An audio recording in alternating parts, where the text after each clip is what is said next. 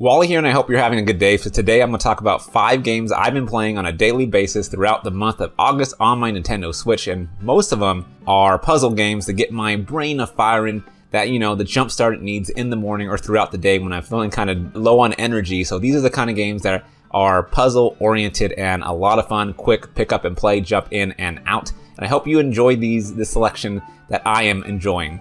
So just to jump into the list, I am playing Lines XL. It's a simple puzzle game in which you're supposed to utilize all the points on the grid in order to connect numbers. So you'll see 2 number 1s, and your goal is to connect a line between those number 1s, but you also have to touch every single dot on that grid. It's a lot more complicated than it sounds, especially when the grids get bigger and more numbers get introduced. I think I'm at the point where I'm having numbers 1, 2, 3, 4, 5, and 6. And also, you can't have the lines cross. They cannot cross over each other, and that is just extra brain work, which I really thoroughly enjoy. There's hundreds of puzzles in this game, I think 500. I'm on number 20, I believe. I've been playing like 1 a day, and then I jumped it up to 2 because I just can't get enough of this fun experience. There's multiple other Lines games available on the Switch, but I am playing Lines XL, and that is the one that I would recommend if you want to have this kind of experience too. The second game I am playing every single day is from the Picross series. It's Picross S. There's 4 of these games for the Nintendo Switch. All stellar. I own the first couple ones, but right now I am getting through Picross S number 1. It includes hundreds of puzzles as well. If you don't know what Picross is, it's another grid puzzle, but in this game, you have numbers on the left and the top of the grid, and your goal is to fill in the rows and columns based on those numbers, and then at the end, a picture will be revealed. So really, pick is picture, and cross is kind of like a crossword. So you're doing a picture cross puzzle that will eventually show you a picture, and it's just a lot of fun. A lot more strategy involved in this game than I say Lines XL, so it kind of hits my brain and gets it firing in a different manner. There's a lot more strategy and a lot more forethought into doing what you have to do. Like basically the clues are the numbers themselves, but figuring out where you start, you have to think about that. Like what number on that grid, what is the one that you should start filling in? Like what row, what column, and it just kind of snowballs from there and gets even more complex, in which the numbers are a little bit hard to see what you should fill in or not. But that's the joy and fun of Picross. Again, highly recommend this. And the third game I'm playing is the number puzzle. It's Sudoku. If you don't know what Sudoku is, it's a number grid puzzle in which you have one giant grid separated into 9 smaller grids, and each of those 9 smaller grids are separated in 9 even smaller grids. I'll have footage up to show you if you're kind of confused by that, but the goal is to fill up each row and column with the numbers 1 through 9, and each of the small grids from 1 to 9 without the numbers duplicating.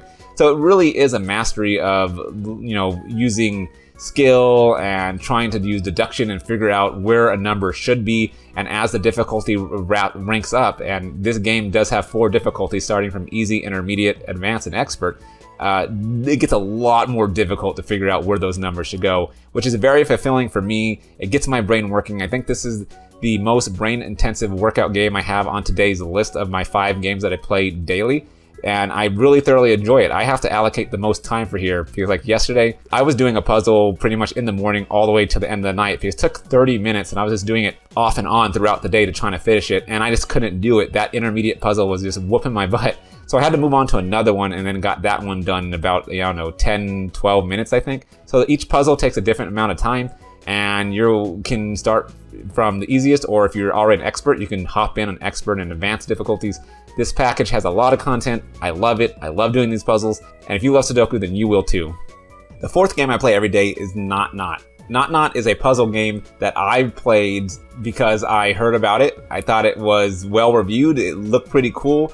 Apparently it's really popular on mobile devices. And then I saw that my older brother had purchased it on the Nintendo eShop, only to realize that I already purchased that game. And I'm like, you know what? Let me jump into it if my older brother's playing it. And I did, and it's pretty cool. It's very simple. All you have to do is press directions. You're a little miniature person on a cube, and then the cube itself will give you hints as to what to do, what direction you should press, up, down, left, or right, or perhaps do nothing. And it's simple at first because the first couple of stages is just, it'll say move left. So you press left, up, right.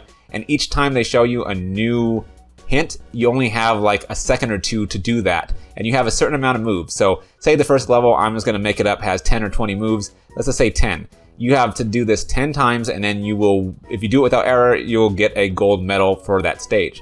But as the difficulties progress and you open up not only just normal stages, you open up like hard and like advanced stages, you're going to have to do more moves. You're going to have to do 20, 30 moves. And then on top of that, you're going to get even harder hints. Like you're going to get hints that say do nothing. Then you're going to get hints that say do not nothing or not left. So it's all about seeing the words and then reacting pretty quickly to what you're being told. And you can't really think that much, but you kind of have to think. I know it sounds confusing, but it's a lot of fun. It's quick, reflexive based like logic puzzle that it's a blast, and I can see why it's so popular, and I'm glad that I finally jumped into it.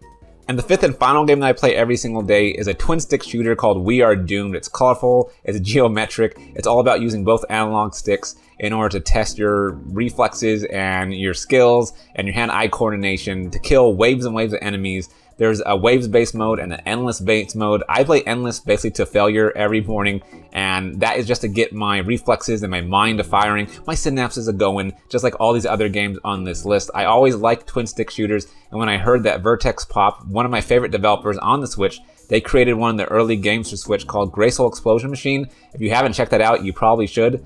But when I figured out that they were porting like their first game they made, We Are Doomed to Switch, I snapped it up quickly, and I've been having a lot of fun with this. It's very simple. All you have to do is move around with the left analog stick and then shoot a giant laser beam with the right analog stick, and then pick up collectibles that allows you to use a super crazy, awesome super beam to clear out just everything on the field and just dodging enemies. It's twin stick shooting at its finest and distilled in this nice little package that I highly recommend. And I enjoy playing every day because, again, it's along with the puzzle games, this game really does kind of create this nice synergy of games that allows my brain to really, be at its top performance throughout the day. So We Are Doomed deserves to be a game I play every single day.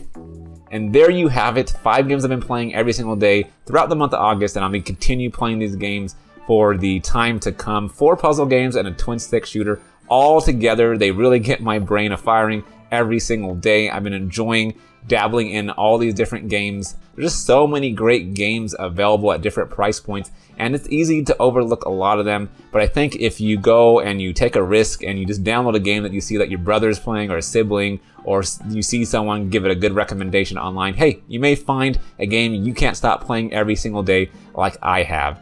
In the comments, let me know what you think about the 5 games I've been playing every single day, and also let me know what games do you play every single day. Is it something I would know? Is it an obscure game? Is it a hidden gem? Is it a popular title? Let me know. I would love to read all about it. As always, thanks for joining the party. Thanks for listening to me ramble, and I'll see you in my next video.